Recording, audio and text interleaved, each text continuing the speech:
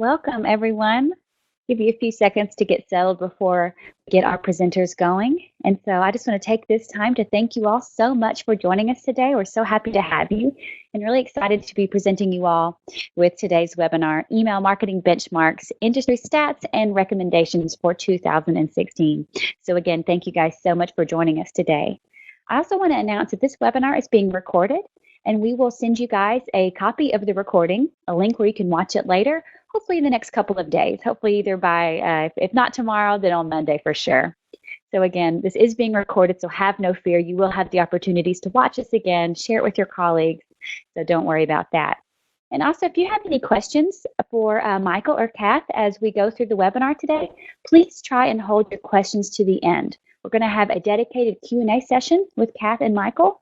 So if you can, just try and hold your questions, keep them in your head or write them down, and then I will let you know when the Q&A session is starting, and feel free to ask them then as well here on the chat pod.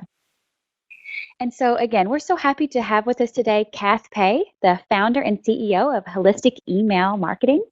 So we're just really excited to have her, experience and expertise talking to you guys today.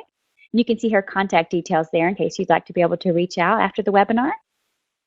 And we also have Michael Lashinsky. He is the content marketing manager here at GetResponse. So he's got lots of good insight and lots of great things to talk to with you guys about today. And you also can see a bit of his details there, how you can reach out to him after the webinar as well if you'd like. And so we're so happy to have you guys for our webinar today. So excited for what Kath and Michael have to talk to you guys about. And so without further delay, I'm going to pass it on to Michael and we can get this started. Thank you very much, Abby. So yeah, thank you very much everyone as well for coming over, joining us for this webinar. As you know, we've gathered here today to talk about some things about email. So basically we will be talking about our study that we've conducted and the findings that have emerged after conducting the study and writing the report. And after we have analyzed what has been mentioned in the report, what insights have we gained, Kath will proceed with her part, which is the recommendations for 2016. So she will be sharing her thoughts on how email marketers can further improve their campaigns with some very clever tactics and ideas that will definitely make 2016 the best year for any marketer who has struggled so far to gain the highest ROI.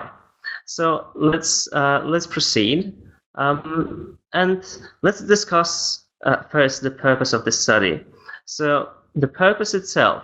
Actually, let's go back. The purpose itself of the study and the report that followed it is to help you improve the effectiveness of your email marketing campaigns and discover benchmarks for your sector. So to help you compare yourself and compare yourself against your competitors and identify the areas where you can improve.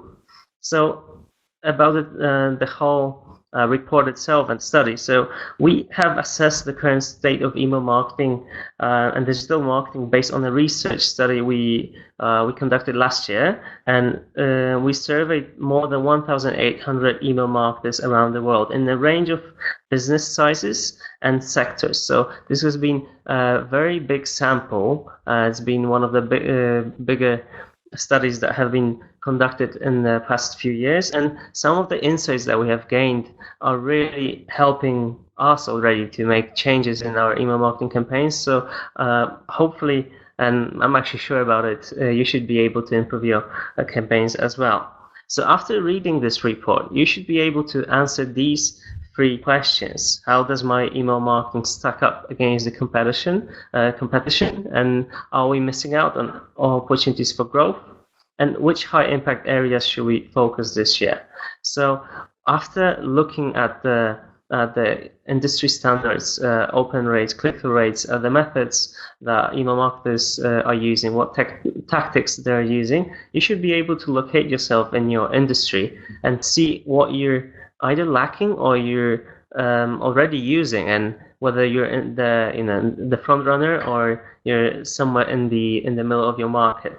So just before you read this report, unless you have already downloaded it and managed to have a read through it, just a note of advice. When you'll be reading this report, you have to understand that these metrics, these statistics, they need to be understood in in an environment, so they need to be understood properly in a way that you are looking at the different markets and you understand the differences between them. So the sample that we have chosen was quite big. However, you need to understand that some markets are different from each other. There are different levels of competition. There are different life cycles. Customers are different. So whenever you're understanding and learning these metrics and statistics, you should know that each market is different. Each target audience is different. So when you're looking into that, you should be looking at from your own perspective, and you should be understanding that, for example, one open rate doesn't mean the same thing as another open rate in a different market. If your competition is fiercer, definitely your open rates could be lower. However, the click-to open rates should be higher. So let's just go on and look at our key findings. So one of the three main insights that we found is that 57% of marketers will increase their email marketing budget in 2016. So judging by what email marketers have told us, we can see that there is a definitely good pattern for those email marketers that have already been using email campaigns, and that they are satisfied with their results, with what they have been doing in the past. And regardless of any difficulties in their markets, recession, or any topics that you might be hearing on news, most marketers have decided to increase their email marketing budgets. This is probably directly related to the second insight that we found, which is that amongst all online marketing channels, email marketing seems to deliver the highest overall ROI, which means that despite having so many different new channels, new social media websites, new services, email still proves to deliver good and excellent ROI. And okay, social media was second when we were looking into the statistics. However, over 60% of all marketers have told us in the survey that their return on investment is good or excellent, which proves the fact that they will be increasing their email marketing budget in the future.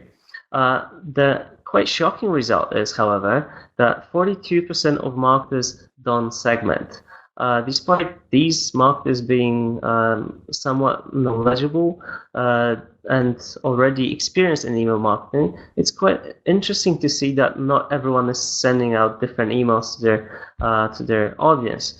So, I mean, thinking from top of my mind, for any business, you could divide your audience looking at factors such as whether they've purchased your product or service, whether they are prospects, or perhaps they've made an order once or more than once in their loyal customers.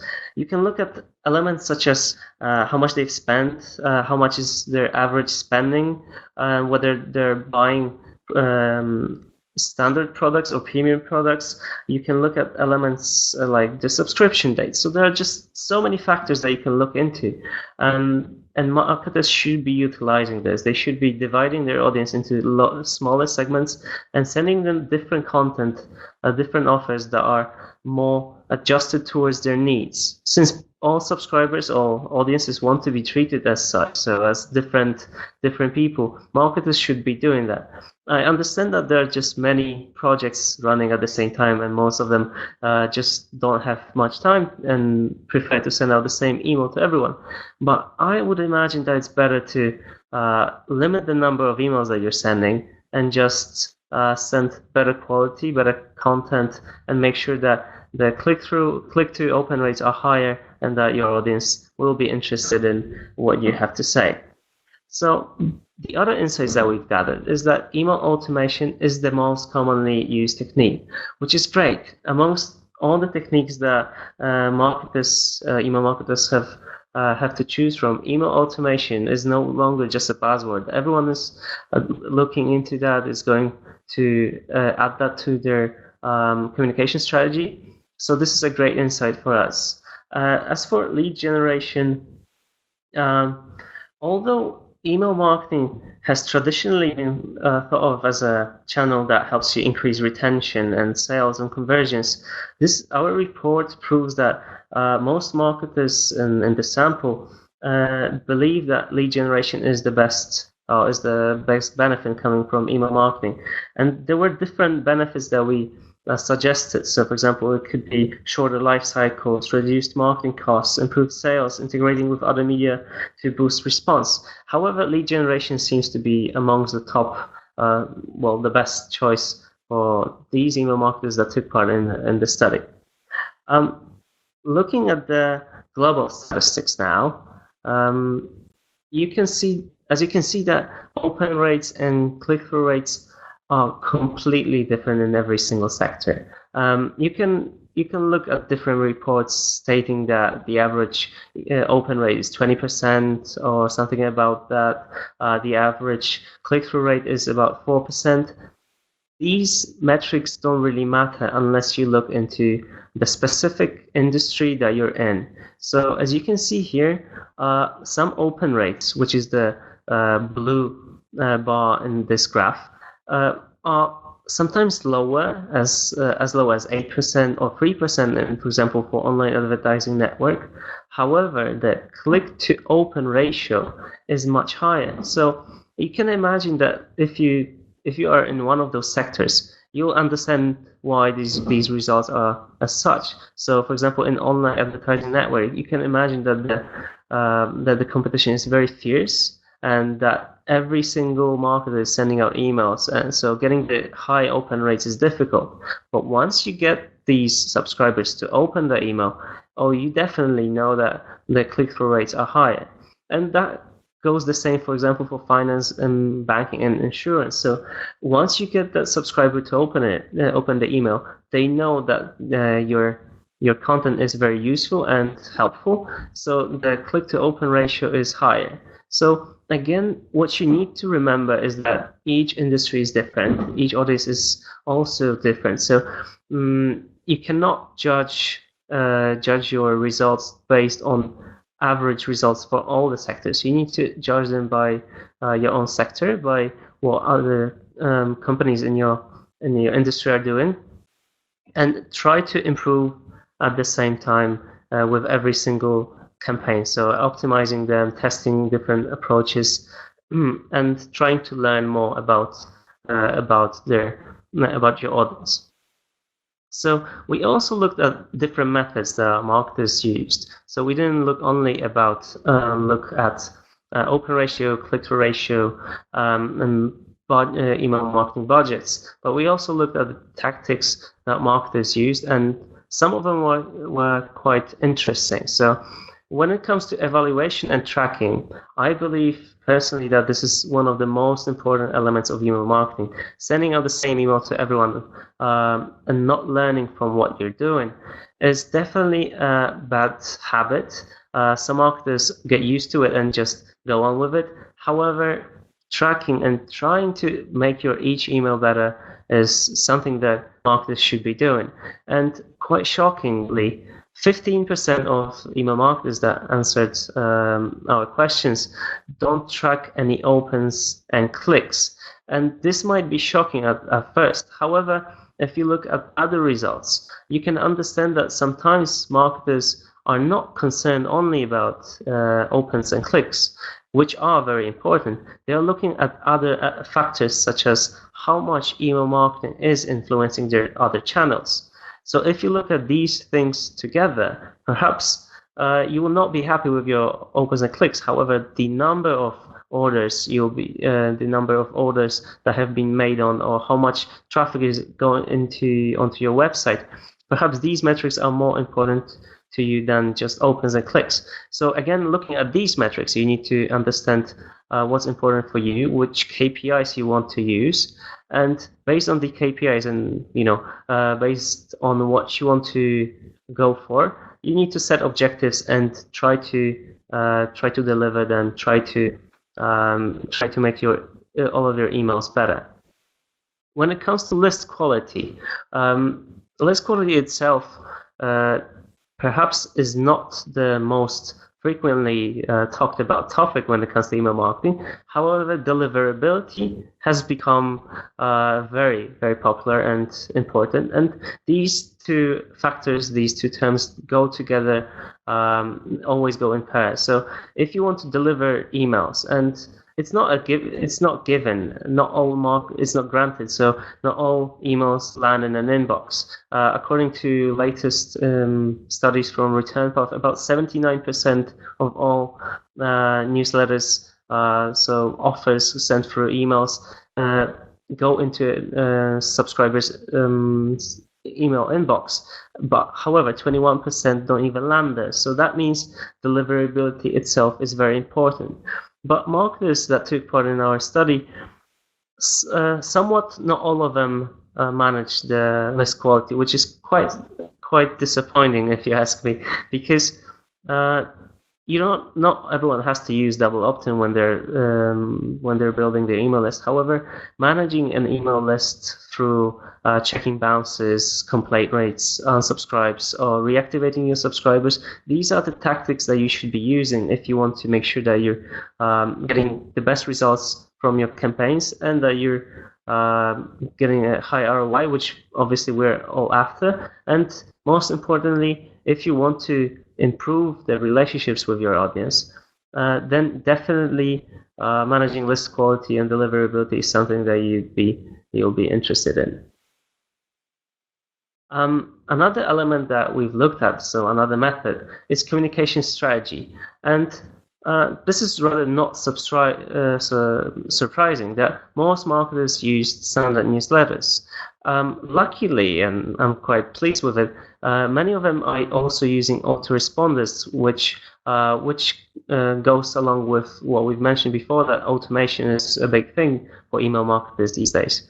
However, it would be nicer, I imagine, it would be nicer to see that more marketers would start to use multi-step welcome series for new subscribers, segmentation, targeting audience based on their life cycle, on what they've done with us, so whether they purchased any products or how far in the funnel they are. So having the communication strategy is one thing, following it is another. So it's good that marketers are choosing different methods to approach their audiences. However, I imagine that in the future we should be seeing an improvement in this part. So so perhaps for methods, we can just leave this topic and you can read on that in the report itself. But when it comes to sorry, I must have skipped a slide. Okay, there we go. So when we're looking at different tactics marketers use, we mentioned that email automation is by far the most frequently used one, the most popular one. However, other methods such as personalization or segmentation are already there, however, still not as high up as they should be. Other methods that are more in line with automation, with e-commerce, and trying to increase conversions, such as lead scoring, are somewhere at the bottom of our graph. However, they're slowly beginning to become more popular these days as well.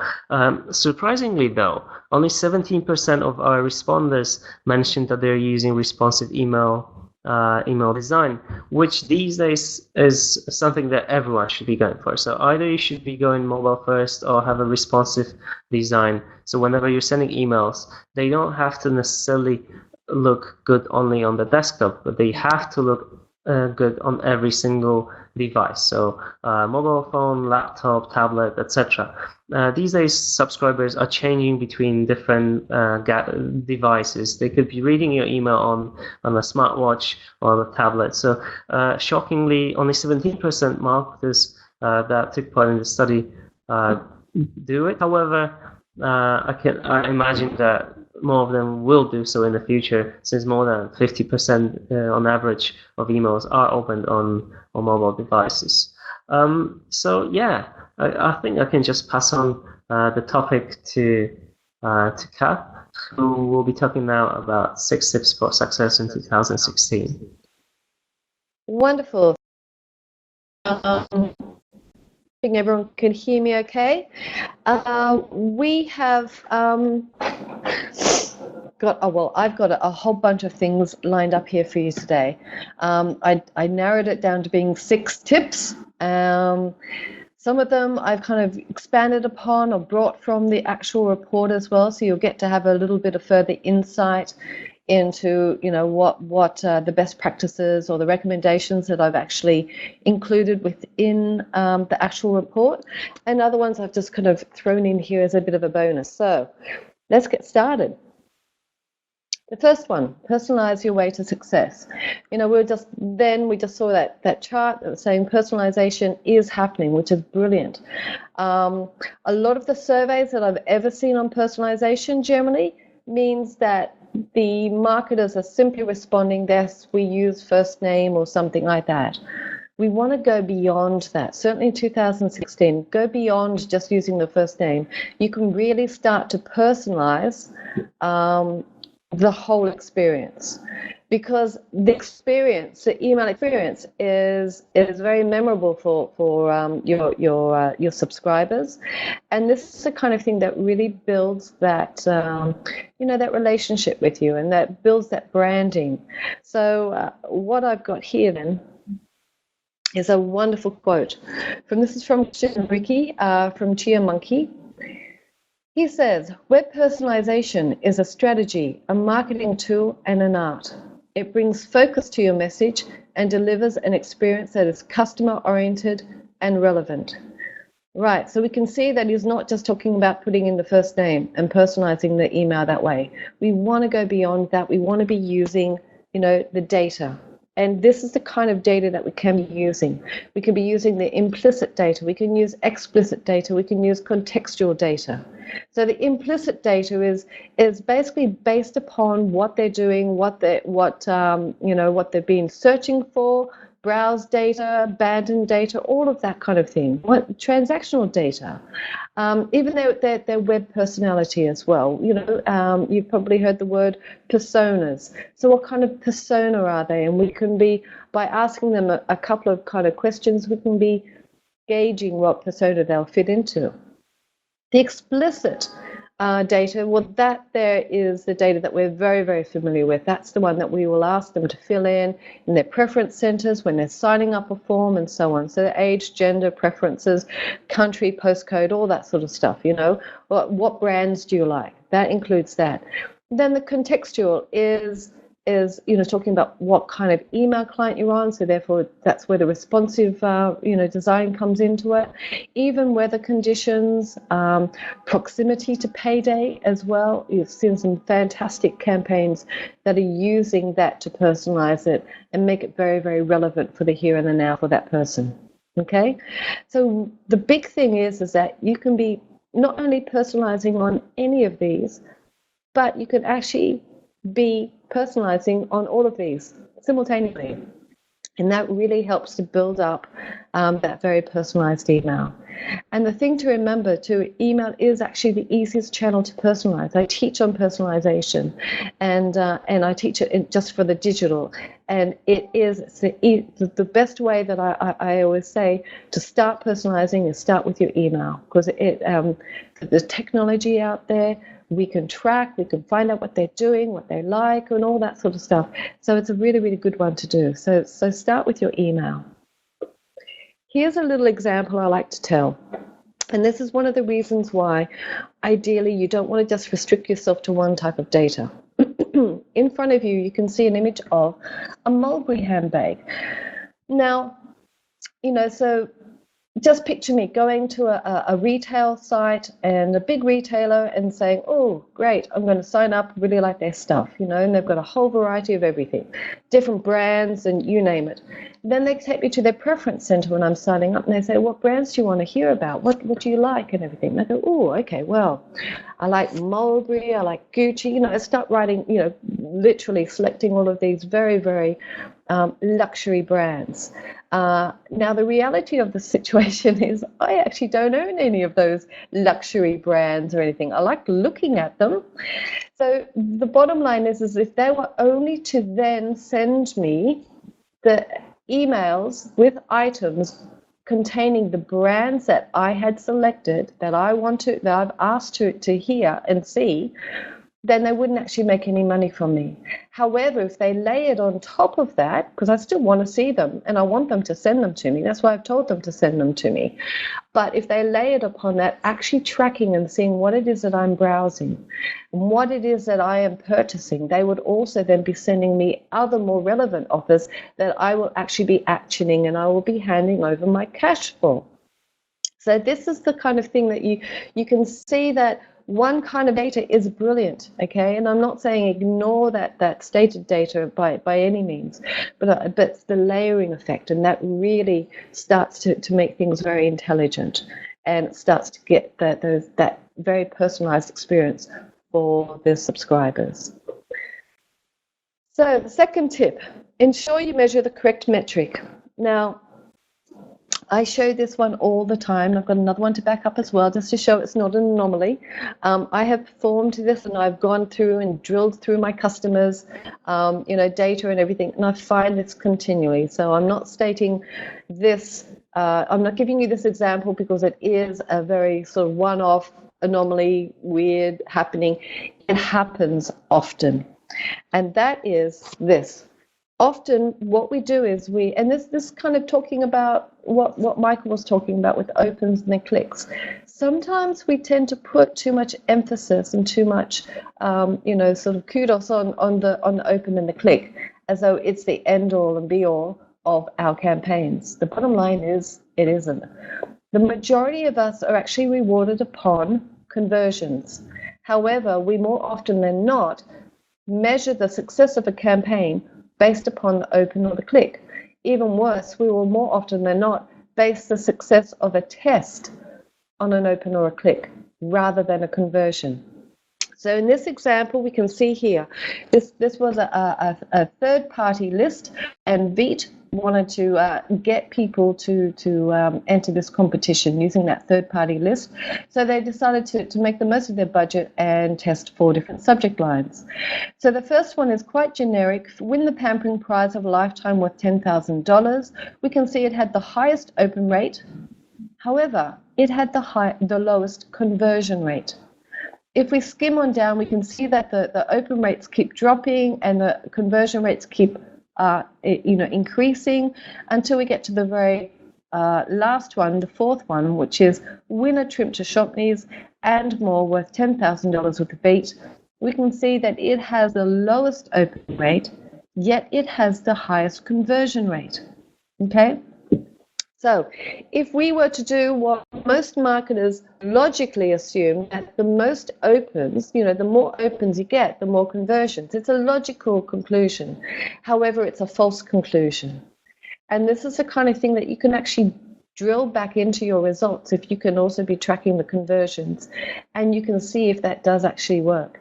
But just be very, very conscious of that opens aren't always the best measure of success. Certainly not when you're testing, and also not when you're just reporting as well. Let's get to what really, really matters, and that is the conversions. Some of you are rewarded only on opens and only on clicks, and so be it. That's fine. You're fine with that. But the majority of us are actually rewarded, and we're given budget, and we're given promotions and everything based upon conversions. And the conversions, of course, could be revenue. It could be white paper downloads. It could be webinar registrations. It could be anything like that. So the conversions is generally what matters. Here's another example. Again, just to show you that there are more than one. There's actually a lot. Here, this one is version A. Your opinion counts. Win a Fiji hand tote. Versus version B, take the 5-minute Fiji survey, win $50. And we can see that version B actually won because it had 25.3% more click-throughs. Now just remember, what is their objective? And if we actually, let's flash back to that one again. We can see if we actually measured the clicks they actually are quite comparative with the converted. So we would be safer having measured the clicks than having measured the open, right? And now in this one, they measured the clicks and they measured the opens, but they ended up basing the winner on the clicks because that was the closest metric that actually met their objective. And their objective, again, is to get people to enter this competition. So even though version A actually had a 12.3% higher open rate, they went with version B because it actually delivered the goods. Yeah.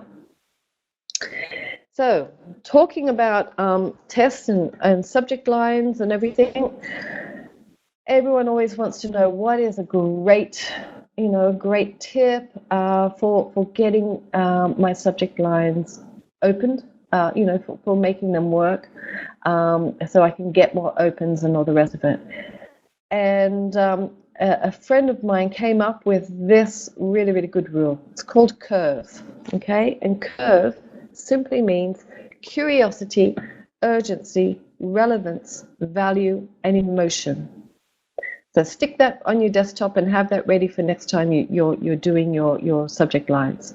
What you want to be doing is identifying which of these you can use within your subject line and really, really try and craft a subject line based on them. So you generally want to be using 2 to 3 of these to have, to be able to resonate very well with your audience. So curiosity, urgency, relevance, value, and emotion. And here's a great example. So this is ASOS over here in the UK. And we can see this is actually one of those payday ones that I just mentioned before.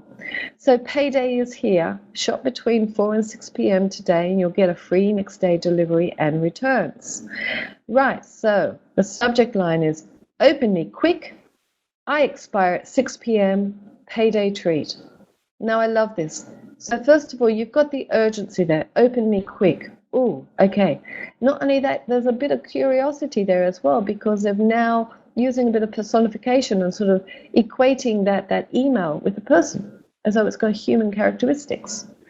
Then they go back into the urgency again. I expire at 6 p.m. So this is really giving you that deadline. You've got to act now, otherwise it won't be here after 6, okay? Then they're touching on to the emotions.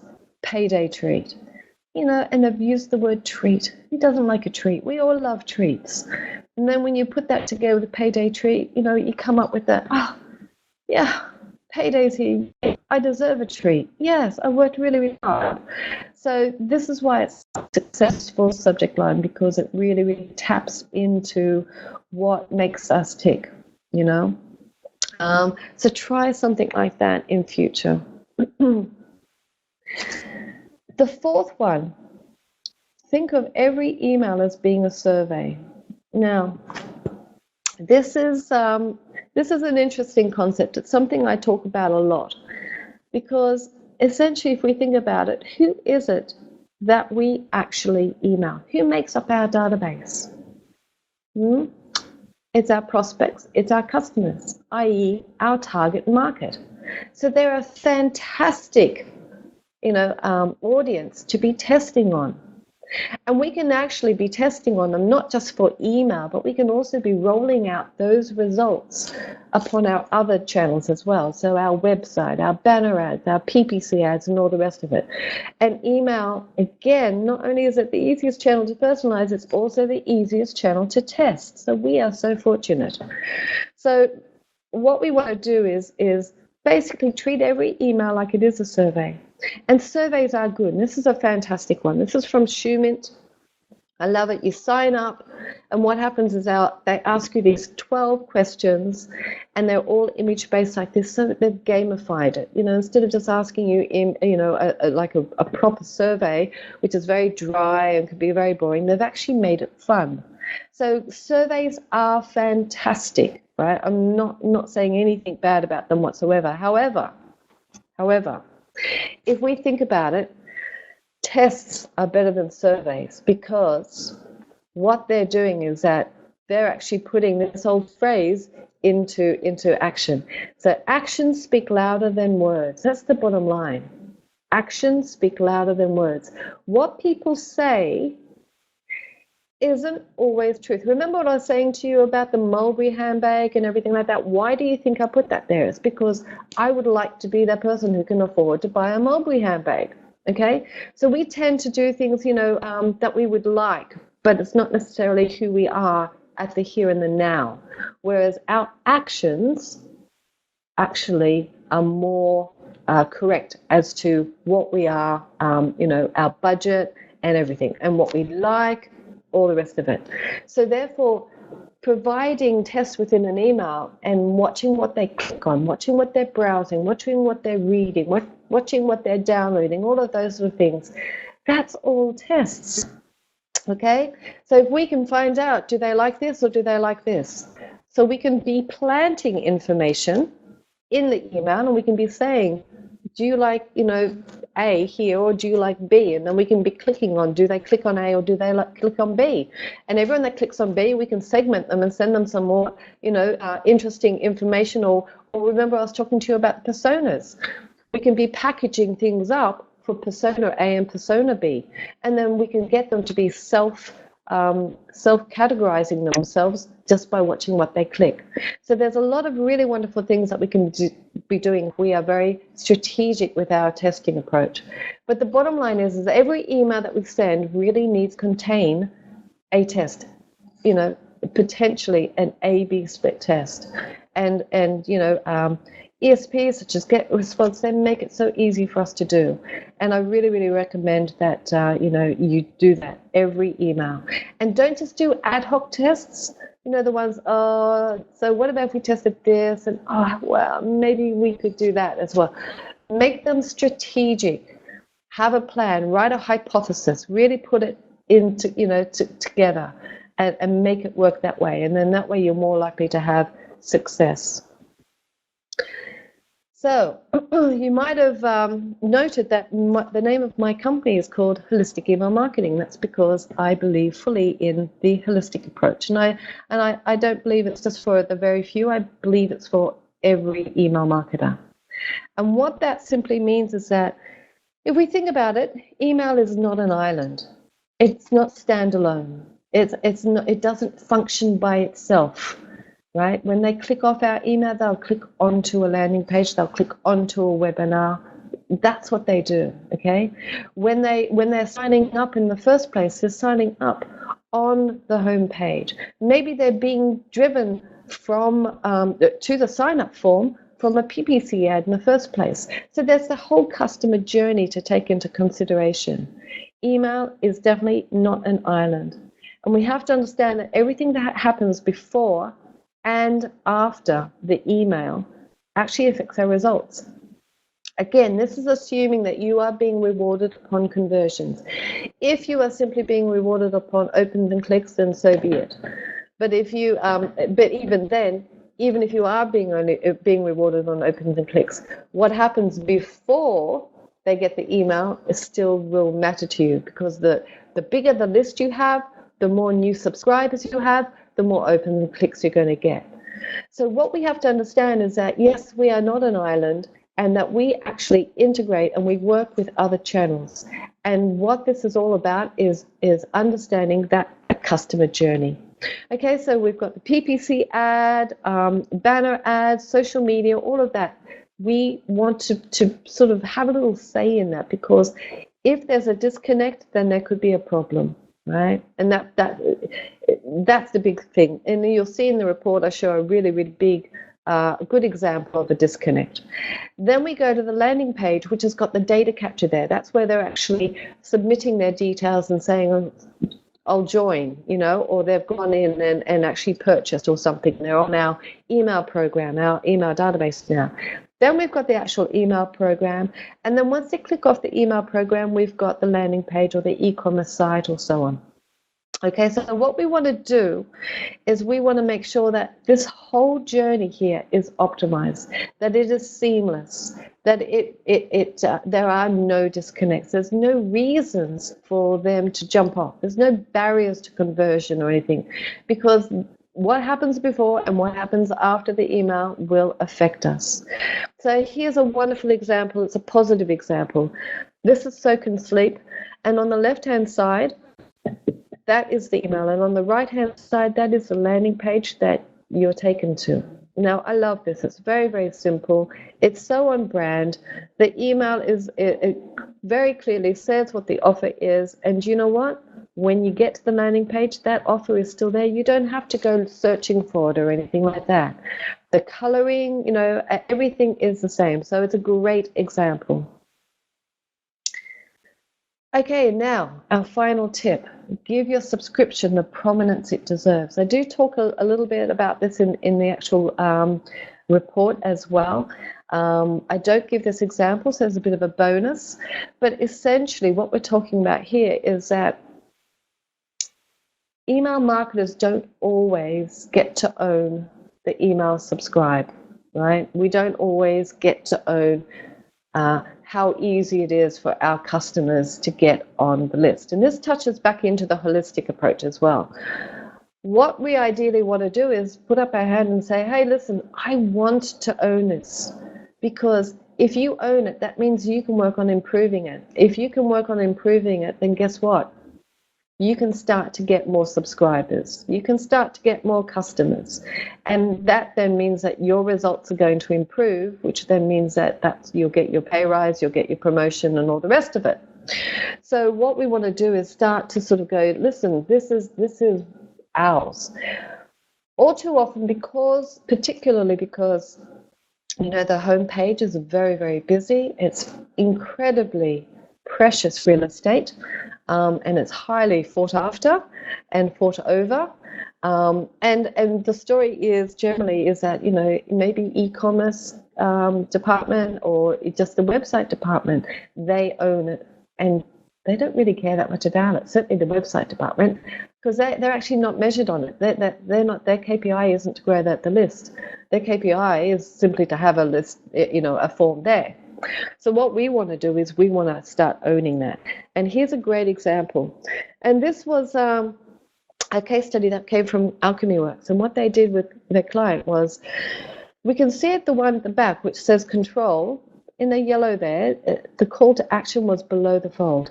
Now, just for you to understand what above the fold and below the fold is on the web, above the fold is that area where you see on your screen, and you don't have to scroll. Below the fold means you have to scroll to see that content. Okay, so that is on a website. So the control was, and the original version was that the call to action was below the fold, albeit in quite a nice spot. It wasn't at the very, very bottom of the page, which took you 2 hours to scroll through or anything like that. So it wasn't too shabby at all to begin with.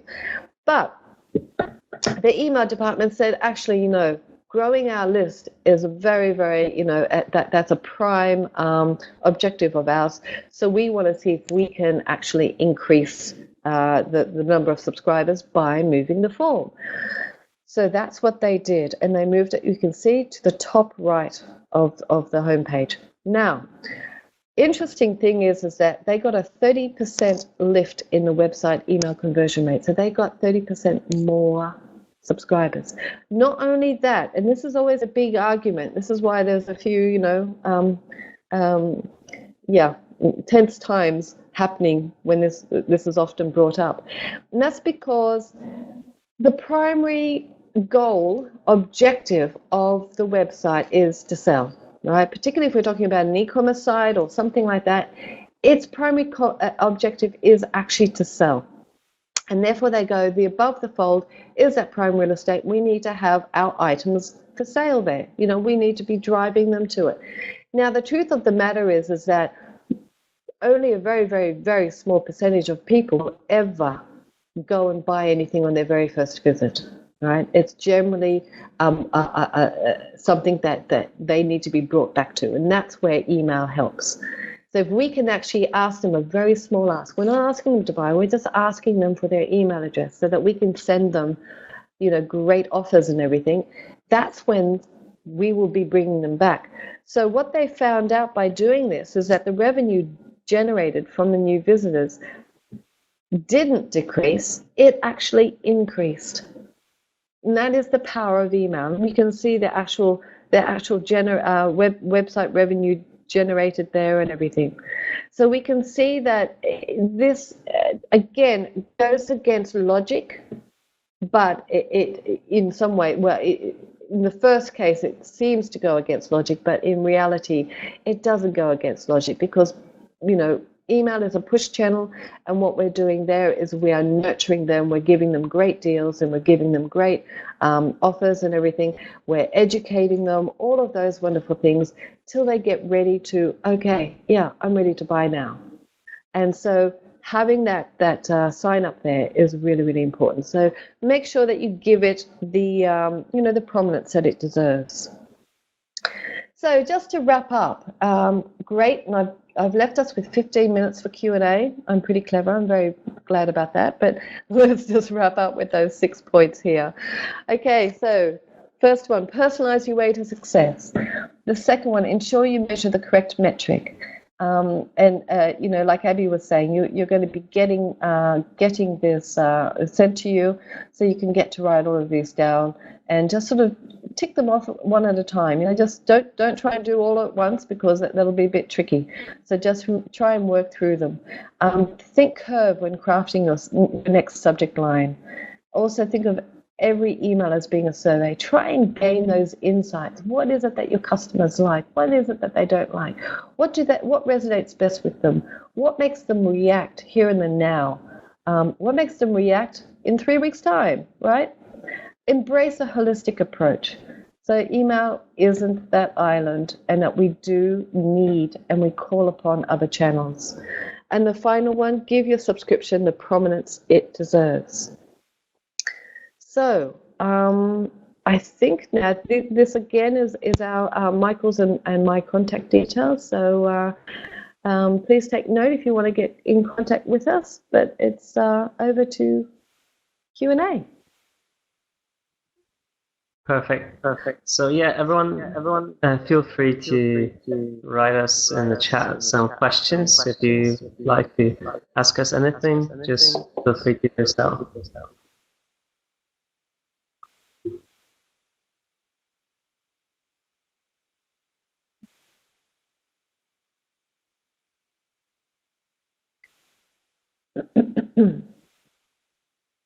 So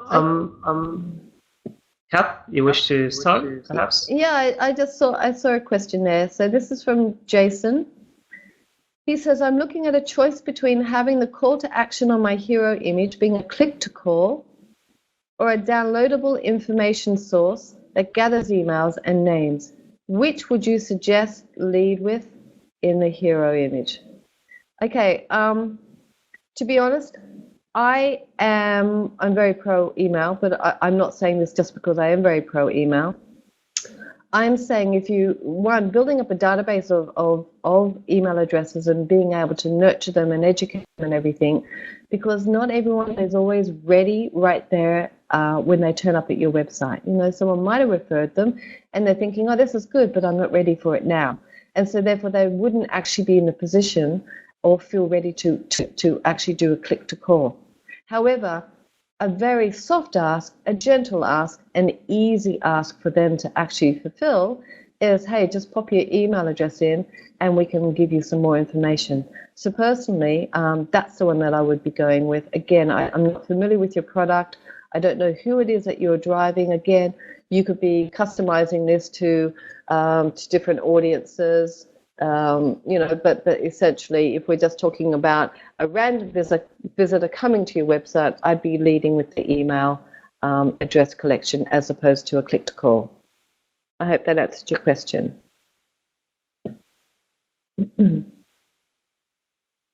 Thanks a lot, Kath. There's another question which I'd like to answer. This one's from Garrett. So you were asking about what are our experiences with plain emails, so without any images. My website is rather personal, and I'm building a connection to visitors. So I have to agree that based on our experiences and what we've noticed when discussing with other marketers, it all depends really on the type of a product that you have or service, the type of a relationship that you're trying to build. So if you're trying to sell and through this email, and you want to, if you have an e-commerce website, then everyone is pretty much used to the fact that they will be receiving newsletters that have products with images, big call to action buttons. So this sort of newsletters. But when it comes to B2B or services that require more personal touch, more personal connection, it happens quite often that marketers choose the plain version of emails. And based on our experiences, at some points these emails get a much higher results.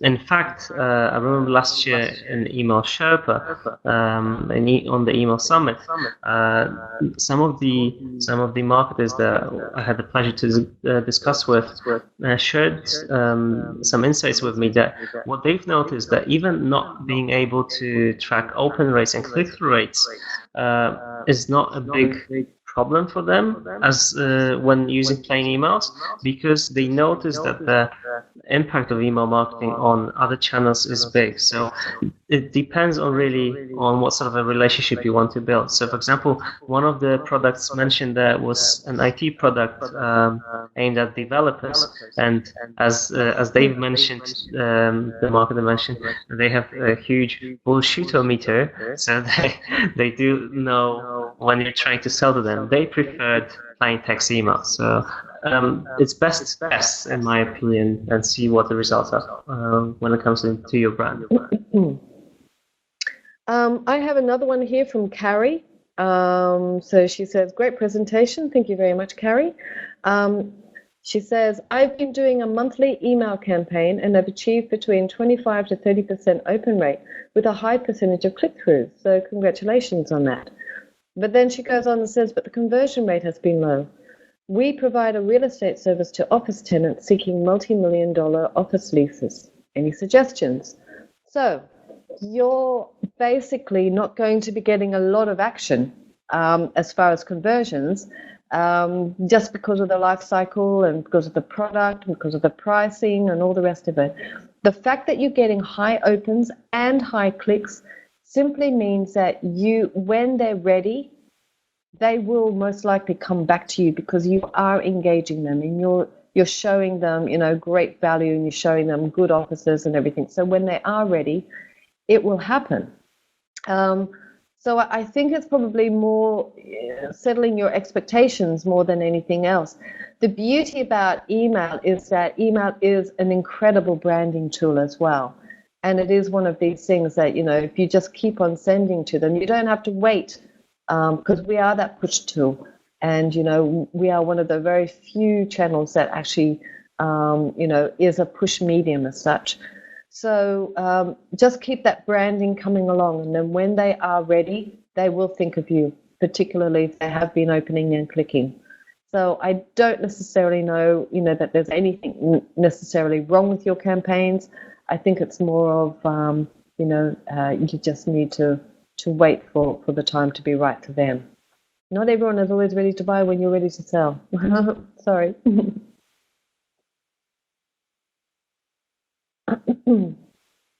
I can see another interesting question, and I think, Kath, this will be best suited for you if you would like to answer this one. So, besides the RFM segmentation, could you share your experiences on any good examples or techniques on how to segment customers? Okay, so where to begin? Honestly, it depends on who you are, what your objectives are, everything. But you can be segmenting your customers. You can put them into the basic ones are things like life cycles. So you could say, here's my prospects. These are my new customers. These are my average customers. These are my really good customers, and these are the guys that used to buy from us but no longer do. Okay, that's a really good basic but incredibly effective way to segment. And I personally think that that's always a good way to start. You can then, beyond that, you can be a bit more granular, and you can also be doing it by country if that's relevant to you. It's not always if you've got an international, selling on the web type product. But I would be doing an approach like that, and understanding that, sorry, understanding that essentially you don't want to be speaking to everyone the same way. You don't want to be, that wonderful offer that you're offering those new customers who haven't fully committed to you, who haven't really explored you, who are still finding out about you and still building up that brand loyalty yet.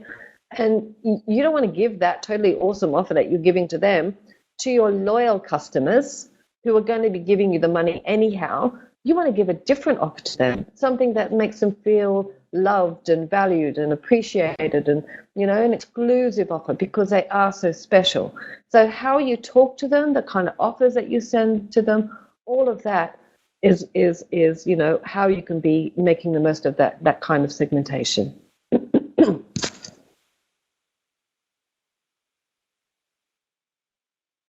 Thank you.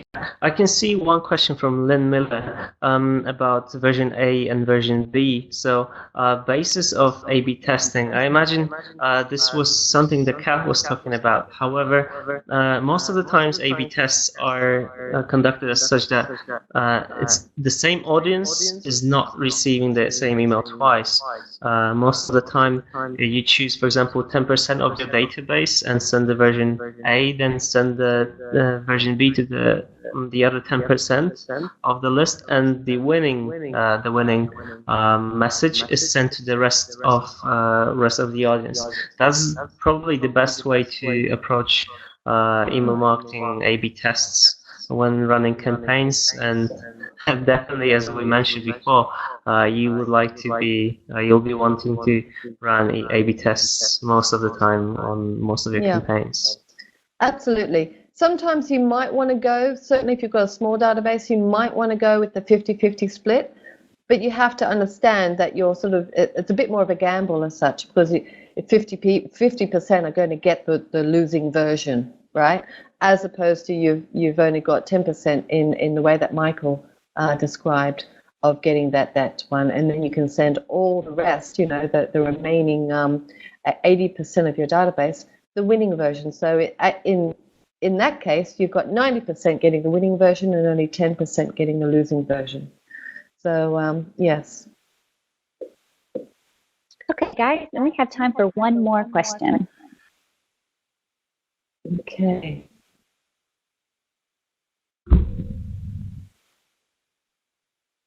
Just having a little look. Yes, we've answered that one. Okay, I'll just answer a really quick one. So, I'm sorry, I'm going to say your name wrong, I know that. Gilly Chan, above the fold opt-in made more revenue than below the fold opt-in. That is correct. So it actually made more revenue. So not only did it grow the database by 30% or thereabouts, but it actually also made them more revenue. So this is the kind of thing that I really think you need to be thinking about and sort of pitching to it, particularly if one of your objectives is to grow your database. Two, the other of your objective is to grow your revenue, right? So it's a win-win solution there, essentially. So, okay. Yeah, I think it's about time that we should be finishing up. Thank you everyone for coming over, for joining us for this webinar, and thank you, Kath, for joining us, for sharing your experiences and many years of expertise, hands-on experience with email marketing. That's a pleasure. Thank you.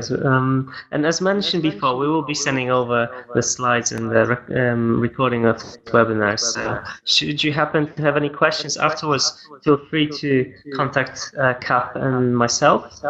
Just write us down an email or message us on Twitter, and we'll be happy to answer any of your questions. Thanks again, and be sure to download the report. We will be also providing you with the link to the landing page with the report itself if you'd like to look into the statistics in your own industry. Yes, echoing everything that Michael has said. Thank you guys so much again for joining us today. We're going to say goodbye, but keep a look on your email and you're going to get a copy of everything that we've promised you. So thanks again, everyone. Have a good rest of your day, evening, night, morning. Thanks a lot. Bye-bye.